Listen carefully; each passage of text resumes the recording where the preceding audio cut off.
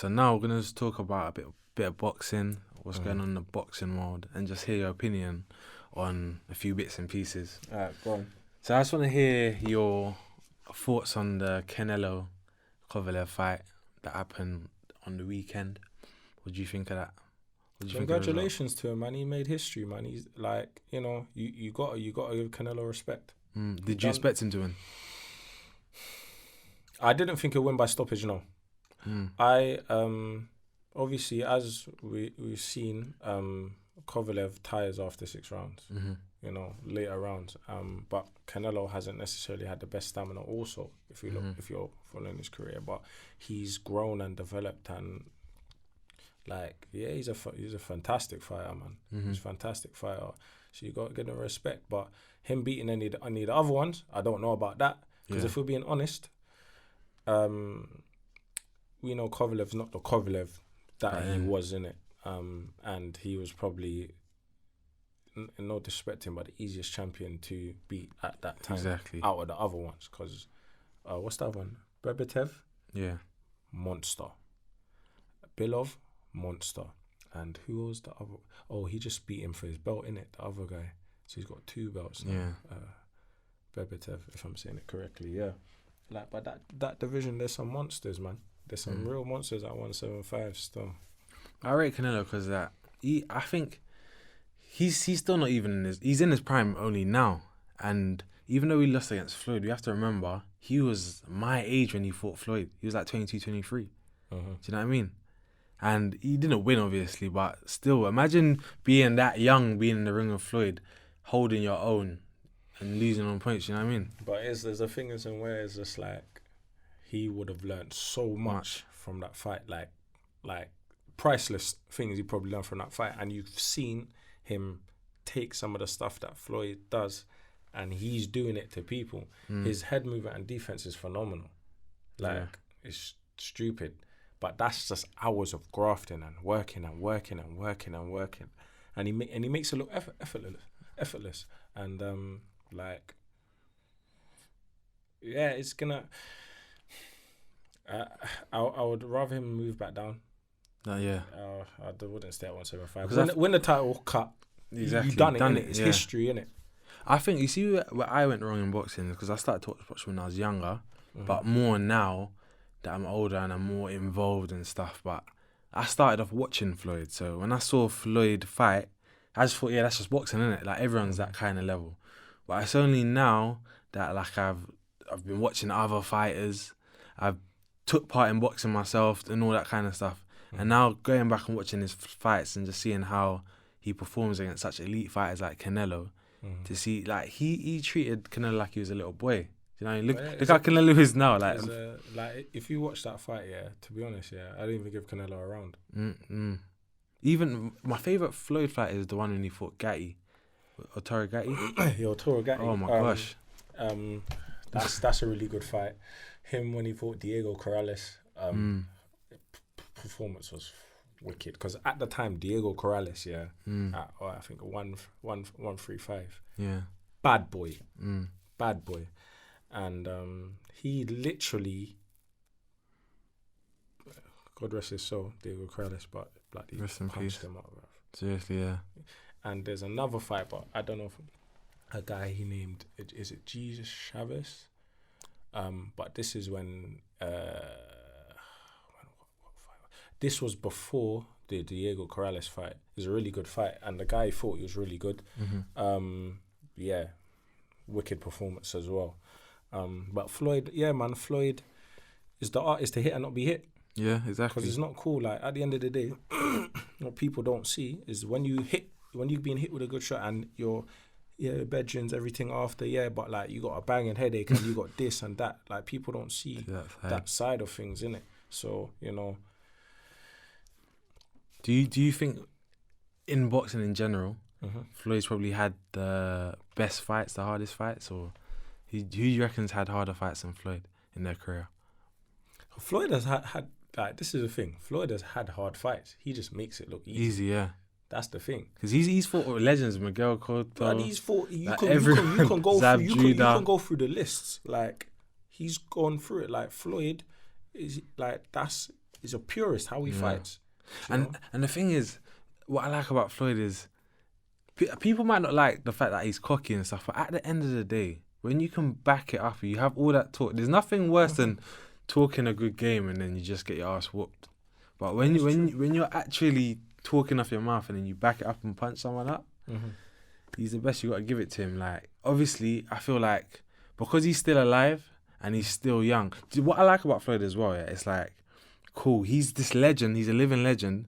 But now when you see him, he doesn't look old. He's still the same smooth Floyd, but he's just out of the ring. Do you know what I mean? It's crazy. But yeah, Floyd, I reckon. Who do you reckon? Do you reckon he's more of a legend than like Muhammad Ali, Mike Tyson, or?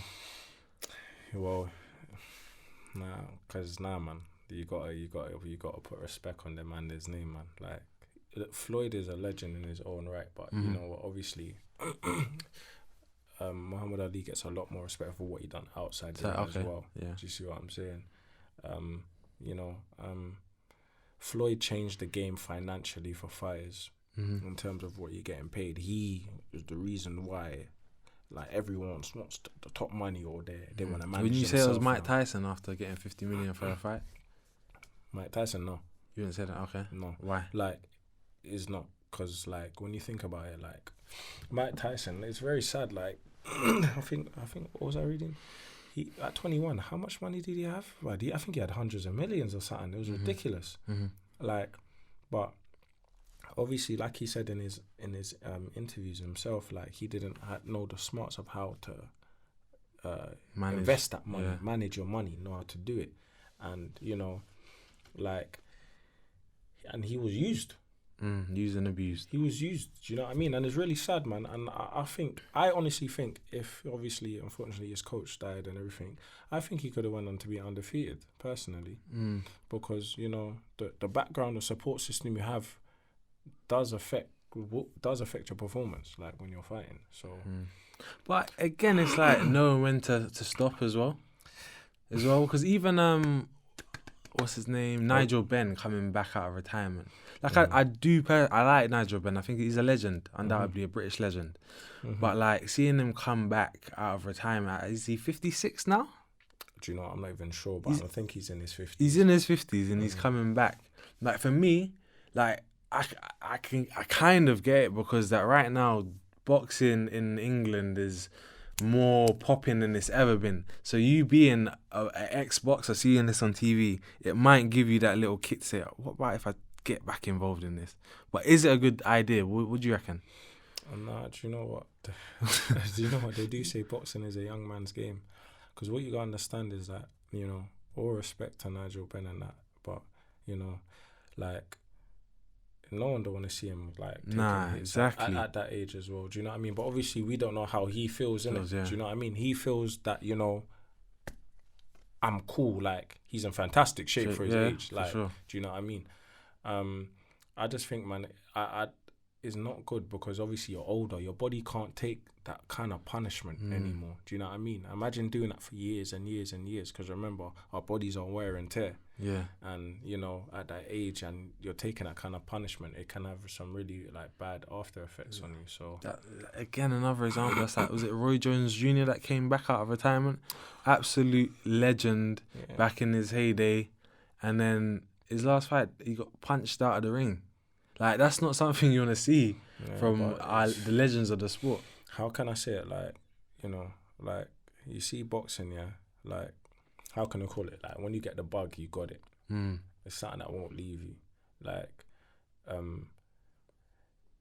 it's kind of like, you don't know when to leave, because you see, when you love something, or you've probably given everything of yourself to something, you kind of don't know what else to do. Yeah. You know, and this is sometimes obviously what boxers can struggle with after boxing is done, because it's like, right, all I'm used to is training, gym, fight. That's like, and the attention as well. It's true. It's the attention as well. So it's kind of just also just like, it's just figuring out, like, for him, I don't want to see them man there fighting again, man. Like, you're a legend. Like, phenomenal fighter. On what card as well? Do you know what I mean? on what card? Bro, I really don't. And I don't say that in a disrespectful way, because he's done so much and I genuinely like him as a person. But I just don't want him to see his demise. I don't want to see his demise. Yeah, and no one don't want to see that, man. No one don't want to see that. And sometimes for boxers, it's hard just to say no because that's to some people that's your life, man. That's your life, man. Like if it saved you, like proper saved you, that's what you're really gonna know. And obviously, I know one day I'm gonna retire. I may struggle with something like that because boxing saved me, innit? So it's kind of just like, but it's how you stay within the sport, but you can still do something else, like teach other kids and I don't know. Be a presenter like what's my man from Sheffield's name? Johnny Nelson. Johnny Nelson. Johnny Nelson. Yeah, all those kind of things, man. So it's kind of just like you kind of got to find your own path and how you wanna do it after it's all done. Andy Ruiz. I've seen pictures of him lately. He's lost a lot of weight. Yeah, he looks slim still. Been in the gym. What do you reckon the result of the rematch will be? Because as well, I'm not being funny. I'm a AJ fan and I want him to win his belts back. But I haven't seen him do one bit of training. Okay. Do you know what I mean? Do you know what it is, yeah? It's because he's not posting it. And because he needs to. Nah, he doesn't. Do you know why? It's because, yeah, we're in a generation that we feel that we need to record everything. If it's not recorded, it means you ain't done it. Like, and obviously it seems like he knows that just because I ain't recorded it doesn't mean I ain't done it. He's got his head down, he's focused, and he's doing what he needs to do. He's focusing on his grind and getting that W at the end of the day. And I don't think just because he's not posting it up like he would normally do. Yeah, he's just I don't know. I'm not age. I'm not in the mindset of his anything at all. It's just that, he's thinking, you know what? I don't need to record saying after I've done this session, strength conditioning, running. I'm just keeping my head down. I'm focusing on the grind. The grind is to win and get them belts back. That's all it is. So I don't think he needs to do any of that. Is when show time comes, you just need to perform because you know what it is, yeah? You can do all the good sparring in the gym, look fantastic, great. But if it doesn't show up on fight night, like what's the point? It doesn't matter. True. Yeah, you're right, actually. Think about it. Like, you can look fantastic in the gym. Yeah, quick, fast, everything. But if it comes to the night where it matters, that's all it matters about, The night where it matters, you just need to perform. That's it. Do you reckon he'll do it? I believe he can do it. I definitely think he can do it. But I think people that, before the first fight, obviously, if you watch boxing, you know who Andy Ruiz is, and you know Andy Ruiz is a good fighter. Definitely. Like, he can fight. And he fights with combos. He can fight, do you know what I mean? Don't let his appearance fool you. And I think people looking at him, look at him. No. Because we got to look at it. Before he had that fight, he had a fight a month ago. So he's already in shape and probably been training. So he was ready. And when AJ lost, I was shocked, but I wasn't shocked because, but Andy, he can fight, and I think some people are giving him a bit more respect, and which he deserves, man. Definitely. Do you know what I mean? He's made history. Even if he loses the next fight, he's made his first Mexican heavyweight in history written. Yeah, done. So whatever he says, cool, and he's been able to help his family and get life-changing money, so that he can look after him and the people around him. So you know what, all respect to them, but you know what. I think either of them can win, but it just depends what kind of game plan AJ comes with, and it depends what kind of game plan Ruiz comes with also. Tyson Fury has now been replaced with Dillian Whyte as the mandatory WBC contender for the WBC belt against Deontay Wilder. What's your thoughts on that? Do you think boxing is fair? That's not fair, man. It's not fair. Like, I do you know what? I've been watching Dillian Whyte for a while, just watching his progress, and to see him just develop. Yeah, since that first AJ fight. Like, but even before that, before that, what fight was it? I'm going to be honest, I only really knew about Dillian from that AJ fight, literally. But from that fight, I saw the progression he made after he got the money from that fight. It's like Dillian changed as a fighter. He started to take things seriously, his training, and I saw his development as a fighter in the ring increase fight after fight after fight. But go on, sorry. I think it was Matt Dermott he fought this is time ago though, and obviously he's just putting them out. But like, to watch his progress, man, is just to see someone that, you know, like, not comfortable. Obviously, we're just watching him on the internet, on the TV, going, but to see him develop and work his way up, you know, and grind, and for him to be replaced is a disrespect, man. Is a disrespect, man. I don't think it should be. You know, I rate Dylan White highly. I really do think he'll become a world champion. Definitely, yeah. Because he's of that caliber now. Yeah, and I think it's dread. That's the word. It's dread, because it's like he's so close. His fingertips are there, touching it, but then they just pull it away from him, like, nah, not you. But you know what it is at the end of the day, man. Like, as we've seen from the character we see on the TV, he's gonna keep grinding. He's gonna get it eventually. Just, you know, things happen. He wasn't able to get it. Tyson Fury is a bad boy. Personally, he's the best heavyweight in the world. He's the best heavyweight, technically, yes. Yeah. Technically, a technical box. The way he moves is ridiculous. Yeah, I don't know how he has the energy, stamina, and fitness to do that at his size. Do you know what I mean? And do you know what? You just got to give all respect to them, man. But I don't think that's fair, though, man. I don't think that's fair, man. Not at all, man. I'd be vexed. I'd be vexed. I can imagine, like, yeah, it's hard to even say this, but you even contemplate quitting maybe, because that he's reached the heights that you could reach at boxing. He's selling out the O2. The only thing that's missing is them belts. Do you know what I mean? And like, the governing bodies of boxing are making that a mission for you. So it's just like, what's the point? You know what I mean? Do you know what it is? Yeah, like the easier option would be to quit. It would be, but what would have been a point? Exactly. Yeah. True. Of, you get me, going all them training camps, all the injuries, getting knocked out by AJ, all of that, building yourself back up, making yourself an actual, yourself a brand, like, and, you know, and getting the public, like, more masses of the public more on your side. Like, because everyone likes a story if someone comes up from the dirt and they defy the odds. It's funny you say that, because initially no one liked Dylan when he was fighting Joshua, but then he kind of developed himself, and then it's like people like, I liked him still. Yeah. Some people because you know what, is just be like, for me, you see, like, you're just being yourself and you're being real, innit? And obviously not everyone's. But the majority didn't like that, though. Do you know what I mean? But now he's more in the people's favor. Do you know what I mean? Yeah, it's true, man. And it's just nice. It's nice to see, man. And, you know, I hope he get everything he deserves. Like, anyone that works hard and gets to the point where you need to, man, like, is only right. But, you know, I think he may just have to go a different route. But I think he'll get it, man. He'll get it, man. For sure. So lastly, I just want to ask you, for those people out there that are considering to take up boxing and are serious about it and think, you know, I actually might want to do boxing professionally, can you give them 3 pieces of advice to take away? Might need a bit more than 3 pieces.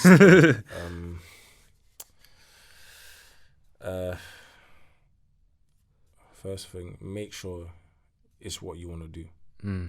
Like, there's no one foot in, one foot out. You got to be both feet in.